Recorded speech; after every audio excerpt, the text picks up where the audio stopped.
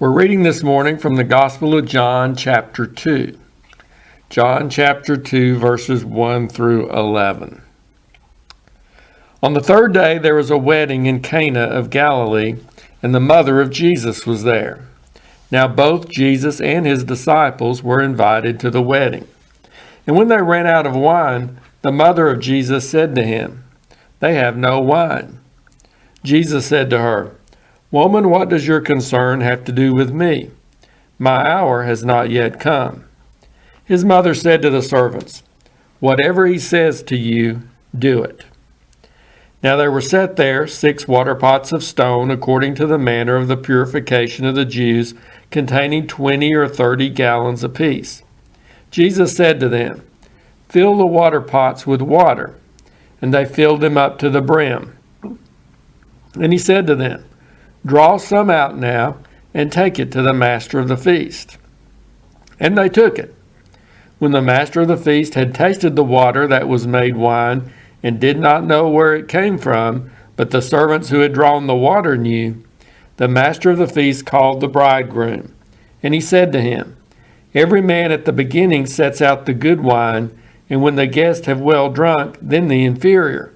You have kept the good wine until now." This beginning of signs Jesus did in Cana of Galilee, and manifested his glory, and his disciples believed in him. Sometimes it's helpful for us just to be reminded of some of the great things Jesus did, no matter how familiar we may be with those, but just some of those out of the ordinary actions we refer to as miracles, because they remind us afresh of who Jesus was and who he is. And that was really a big part of their purpose. The miracles that John records in his Gospels, they are referred to, as is the case here, as signs. Signs that were intended to lead people to believe that Jesus was the Christ, the Son of God. Of course, miracles also demonstrated the power of Jesus. And so re-examining the miracles serve as a reminder to us that he's still just as powerful today. He can still do great things. And he can do great things in our lives. So when we're facing difficulties and challenges, when we find ourselves in desperate situations and maybe circumstances in which it just seems that there's no way out, it's encouraging to know that the Lord we know and serve is a miracle-working God. Now, it doesn't mean that he'll always do a miracle to deliver us or to help us through that particular situation. But we know that he can. We can have hope in that possibility. And we can also have the assurance that if for some reason he doesn't miraculously deliver us, it's not because he couldn't do it. Therefore, there must be some purpose or plan that he's working out that didn't include a miracle on that occasion. But we know we can trust him, whether he does a miracle on our behalf in that situation or not. So today we're looking at the very first miracle Jesus did during his public ministry. First one recorded here in the Gospel of John.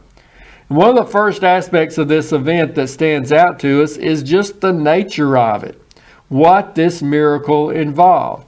And in a way, it can be rather surprising. First of all, because it involved wine and making wine. Now, there are some people who have tried to point to this as some kind of evidence that it's good for us today to drink alcoholic beverages. Or one man I heard of who was being condemned for having gotten drunk, and he pointed out, well, Jesus turned water into wine. But we've got to keep in mind, that wine was the common drink in that culture. And some think it was often watered down so that it didn't have as much potency to adversely affect those who drank it. But regardless of that, the fact that Jesus turned water into wine certainly doesn't excuse drunkenness and doesn't counteract the Bible's condemnation of getting drunk. And I'm not sure it really speaks to the issue of whether or not it's okay for us today in our circumstances to drink it, or in any way downplays the idea that the best course of action for a believer may well be to abstain from alcoholic drinks altogether. But it does throw some people for a loop to think that Jesus' first miracle was making wine. And some do try to use it to excuse their misuse of alcohol. But another surprising thing about this miracle is that it didn't involve healing anyone of some disease or illness. It didn't involve raising the dead. Jesus didn't miraculously feed a large crowd of people or calm a raging storm out on the sea. No, he turned water into wine at a wedding. I mean, it sounds rather frivolous compared to some of these other miracles that he would do later on, doesn't it? I mean, no one's life was in danger. No one was suffering some terrible physical pain and discomfort. They just ran out of wine. But even then, I mean, no one was going to die first because of it. You know, that wasn't the problem. It really seemed like more of an inconvenience than a life-threatening emergency. To some, it might seem like saying today, maybe in my circumstance, saying, you know, Jesus, now I ran out of ice cream and my grandkids are coming over and I just haven't been able to get to the store. Can you help me out? Now it was, you know, these circumstances was much more than that, as we're going to talk about here in a minute. But it wasn't as serious a need as we sometimes think calls for a miracle. And yet, Jesus did a miracle here. And maybe that fact in itself should encourage us this morning. That it's not just in the big things in our lives that we can come to Jesus and look for his help. But it can be in the little or the everyday concerns of life too. Jesus isn't beyond doing miracles in the little things in our lives. We can look to him for help when we get that diagnosis of cancer, but we can also look to him when we're simply feeling rough and suffering with our allergies or something along those lines. Some people disparage those who bring their little concerns to the Lord and expect him to help them with those. Or maybe someone who gives God credit for opening up a close parking space for them in a crowded parking lot in the middle of a rainstorm. But he turned water into wine. I mean, that wasn't the greatest emergency in the world at that time. It may not have even been the greatest need among those who were in that room, those who were at that wedding. But it was somebody's concern. And Jesus ended up helping out with it and doing so miraculously. Now, in some cases, we may bring one of our concerns or little concerns to Jesus, and he might let us know that that's something we really shouldn't be concerned about. But in other cases, if that situation or issue, whether big or small, concerns us, then it matters to him too. And he can help us deal with it. And he can even do a miracle in that situation if he chooses to do so. Looking at the scripture here, Jesus and his disciples, as we see, were invited to attend this wedding. It tells us that Jesus' mother was there. Some think that was probably why Jesus was invited. Maybe this was a friend of the family, a friend of his mother who was getting married, or more likely, maybe the daughter or son of one of her friends who was getting married. Some see this, along with Jesus' teachings on the subject, showing Jesus' blessings on the institution of marriage. I mean, the fact that he did his first miracle at a wedding. But there on this occasion, they ran out of wine. And while that doesn't rank up there with, coming down with leprosy, it was a big deal culturally. This would have been a huge embarrassment for this family, a huge embarrassment socially and otherwise. The wedding celebration at that time and in that culture, it was often a week-long event. Maybe more people showed up than they had expected. For whatever reason, they ran out of wine. So Jesus' mother comes to him and tells him about this predicament. And it's as if she was expecting Jesus to do something about it. And he asked her, Woman, what does this concern have to do with me? Now, using the title woman there, that sounds, kind of harsh and disrespectful to us in our culture and the way we use it. If I were to say to someone, woman, what are you talking about? It wouldn't come across very well. But I understand that in that culture, it wasn't taken that way. It was actually a polite way to address someone. And we do have to be careful sometimes about interpreting words and expressions in the Bible by how we might use them in today's society rather than how they used them back then. So Jesus asked her, what does this have to do with me? And on top of that, he said, my hour has not yet come. In other words, it's not time for me to reveal myself and who I am and to face the opposition that's going to arise from that.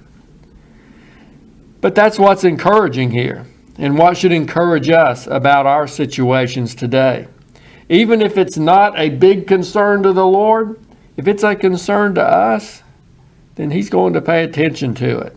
He may still move to help us out. And even if it doesn't coincide with His hour and timetable, the Bible indicates that through our faith and our persistence and our praying and our continuing to knock on God's door, He may move on our behalf anyway. So don't be afraid to bring your need or your concern to the Lord. Don't think it's inconsequential or insignificant. Don't be afraid to seek Him for help. And yes, seek Him even for a miracle. Now, it's up to Him what He does, but let's bring it before Him. Let's ask. As the Bible says in another place, sometimes we don't have simply because we don't ask the Lord for it. So ask. Bring your concern to Jesus, who can do great things, and then trust Him, whatever He chooses to do. Well, you notice that Mary wasn't discouraged by Jesus' response here. She still expected Jesus to do something. So she simply turned to the servants who were there and told them, whatever He says to you, do it. Now, I don't know if she had any idea what Jesus was going to do. Probably not. But she instructed those who were serving, to listen to Him and to do whatever He told them to do. When we come to Jesus with a need, looking for His help, are we willing to do whatever He tells us to do at that point? Sometimes, we come to the Lord with our needs or our concerns, and we come with preconceived ideas about what He's going to do and how He's going to do it. And sometimes if we let those ideas get in the way, or if we're not willing to change those, it may hinder the Lord from working in that situation. We may miss out on our miracle because of that. I think of the incident back in the Old Testament when the Syrian commander Naaman went to Israel to see the prophet Elisha. Now, Naaman was a leper, and he went hoping that Elisha would be able to do a miracle and be able to heal him of his leprosy. And you probably remember what happened. Elisha sent a messenger out to tell Naaman to go wash in the Jordan River 7 times, and his skin would be cleansed from this disease of leprosy. But you remember Naaman's reaction? He was furious. He walked away. I imagine he stomped away. And he wasn't going to do it. Why? Because this wasn't how he thought it was going to happen. Naaman admitted that he had envisioned Elisha himself. Now, not some messenger that he sent out. Naaman was a VIP. He thought he was worthy of the prophet himself coming out. And he thought Elisha would come out to him, stand over him, and make some big production of all this, calling loudly to God as he waved his hand over Naaman's leprous body. But that wasn't how God chose to do it in this case. Now, Naaman did finally come to his senses after some of his servants reasoned with him, telling him, if the prophet had told you to do something great or difficult, Wouldn't you have done it? Well, how much more should you do what he says when he gives you this simple task of just going down to the river and washing? So Naaman did what Elisha told him to do, and he was miraculously healed. Are we willing to do whatever Jesus tells us to do when we bring our concerns to him? I mean, what if instead of saying wait like we expected, he says go? Or maybe the other way around. What if instead of telling us to go like we thought he was going to do, he tells us to wait? Or what, instead of just miraculously healing you right there on the spot, what if he tells you to go to the doctor, to take your medicine, to get that treatment the doctor recommended? What if he tells you to take care of some spiritual need in your life first, to turn from some sin or to change some attitude because that's hindering him from doing the miracle in your life that he wants to do? Or what if he instructs you to go and ask somebody's forgiveness, or for you to go and forgive someone who did you wrong? And I don't know what Jesus might say to us, but are we willing?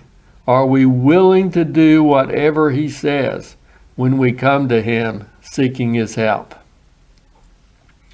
Well, what did Jesus tell these servants at the wedding to do? Well, he told them to fill these 6 stone water pots that were sitting there with water. It says here that those water pots would typically hold about 20 to 30 gallons of water each. Now, that was quite a bit of water. And it may have taken considerable effort to fill them up. But they did it. They filled them up to the brim. They filled them with just as much water as those pots could possibly hold. And then Jesus told them to draw out a small container of that water and take it to the master of the feast. Now, some think this was referring to the person who is kind of like the wedding planner of today, the person who was in charge of the wedding. He had some kind of authority there anyway. Well, the servants, maybe they thought this was a bad idea. Why bring water to the head person over this feast? I mean, this might just bring this predicament about being out of wine to a head. It might become public knowledge at that point. This person in charge would find out what was going on, that there was a problem, and he might publicly disgrace the family, just the thing they were trying to avoid. It just didn't seem like a good idea, but they did it anyway. Are we willing to do whatever Jesus tells us to do? Even if we don't understand why, even if it doesn't make sense to us, even if it goes against what we think is best. Are we willing to believe and trust that the Lord knows best and that he knows what he's doing? Now let's listen to Mary's wise words. Whatever he says to you, do it. So we know what happened as a result of this. The water was miraculously changed into wine, and the master of the feast was impressed that this wine was the best tasting wine they had had up to that point in the celebration. So he called the bridegroom over and he commented about it. He said, usually people start out with the best wine and then they bring out the inferior version later on after people have enjoyed the good wine and get to the point where they don't really care as much about how it tastes anymore. But you've saved the best wine until now. Now this reminds us that what Jesus does, he does well and he does abundantly. Because the implication here is that the water in those 6 large water pots was all changed into wine. So there would be plenty for the remainder of the wedding celebration. There was plenty, and it was of the best quality.